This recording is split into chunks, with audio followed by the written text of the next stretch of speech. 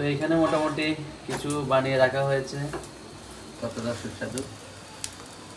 তো আজকে আমাদের জন্য নমস্কার, সবাইকে স্বাগত জানাচ্ছি আপন ফ্যামিলি ব্লগে। তো আশা করছি তোমরা সবাই ভালো আছো এবং সুস্থ আছো। তো আজকে তোমাদের জন্য আরেকটি নতুন ভিডিও নিয়ে আসলাম। আশা করি পুরো ভিডিওটি দেখবে এবং শেষ পর্যন্ত দেখবে। আর তোমাদের কাছে একটি ছোট্ট রিকোয়েস্ট, তোমরা যারা এখন আমার চ্যানেলে সাবস্ক্রাইব করোনি তারা অবশ্যই সাবস্ক্রাইব করবে, আর যারা ইতিমধ্যে সাবস্ক্রাইব করেছে সবাইকে অসংখ্য ধন্যবাদ। তো গাইস, এইমাত্র অফিস থেকে আসলাম আর এসে দেখতেছি আমাদের অনুমামনি খাটের মধ্যে শুয়ে শুয়ে কি করতেছে। অনু, কি করো তুমি? কিছু খাইছো বাবা? খাইছো? কিছু বলবা? বলো বলো, কিছু বলবা? মাম্মা কিছু বলবে? হ্যাঁ, বলবে না বাপ্পা? কিছু বলবে না তুমি? আচ্ছা গাইস, যাই হোক, দেখি অফিস থেকে আসলাম, তোমাদের বদি ভাই আমাদের জন্য কি নাস্তার ব্যবস্থা করছে সেটা একটু তোমাদের সাথে শেয়ার করি। তো গাইস, এটা হচ্ছে আলু পরোটা। তো তোমার বদি ভাইয়েরও খুব প্রিয়, আমাদেরও সবার খুব প্রিয়, মাঝে মধ্যে এটা আমাদের হয়। তো আজকে সেটাই করছে। তো এখানে মোটামুটি কিছু বানিয়ে রাখা হয়েছে আর কিছু এখন চুলাতে ভাজতেছে আলু পরোটা। আসলে খুবই খেতে খুব সুস্বাদু, আর যারা মোটামুটি খেয়েছো তারাই বুঝতে পারবে যে কতটা সুস্বাদু। তো আজকে আমাদের জন্য অনু মাম্মা, তুমি কি খাবে বাবা? তুমি কিছু খাবে না? তুমি কি খাবে? হ্যাঁ, আ আ হ্যাঁ, আমার অনু মামনি গান গাইছে। একটা গান গাও তো। আ আ আ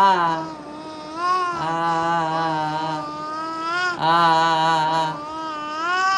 তো গাইস, আমার অনুমা গান গাইতেছে, তোমরা শোনো গানটা কেমন লাগতেছে, আর সেটা কি গানের সুর। হ্যাঁ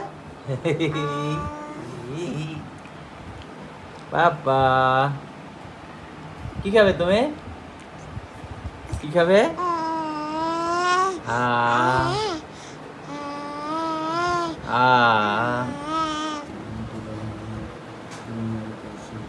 তো গাইস, এটা হচ্ছে টমেটোর সস।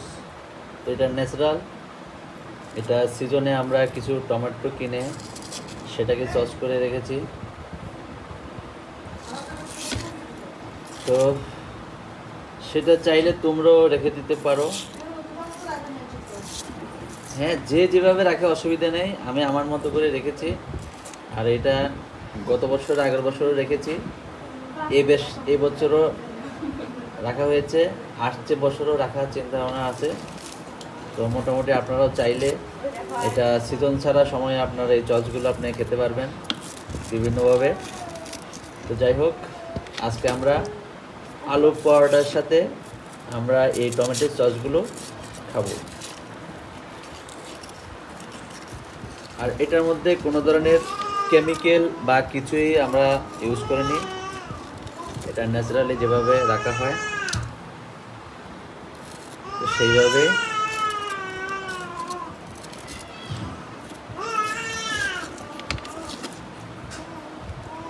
নিচে একটু কষ্ট হচ্ছে যদিও, তারপরও চেষ্টা করছি। আচ্ছা যাই হোক, যেগুলো মোটামুটি ইয়ে হয়ে গেছে আর কি, তরল হয়ে গেছে, সেগুলোকে আমরা এইভাবে। তো গাইস, তোমাদের বদি ভাইয়ের আলু পরোটা বানানো শেষ হয়েছে, তো এখন আমরা খাবো। না, তুমি খাবে? তুমি খাবে? ও কিছু বলছে না। তো গাইস দেখো, হয় না পাপা,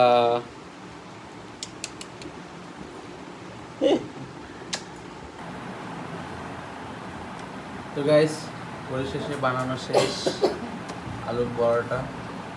এটা খেতে খুব সুস্বাদু, আর যিনি বানিয়েছেন তিনিও খুব মিষ্টি মানুষ। উনি যাই রান্না করে বা যাই কিছু করে মোটামুটি মিষ্টি বা মজাদার হয়। সেটা শুধু আমার একার কথা না, আমার বদি ভাই, আমাদের মেহমান বাসায় যে বদি ভাই আসছে,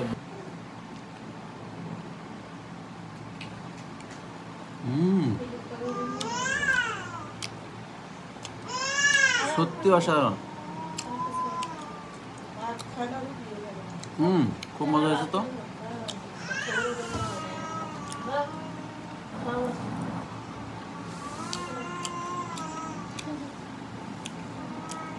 খুবই সুস্বাদু।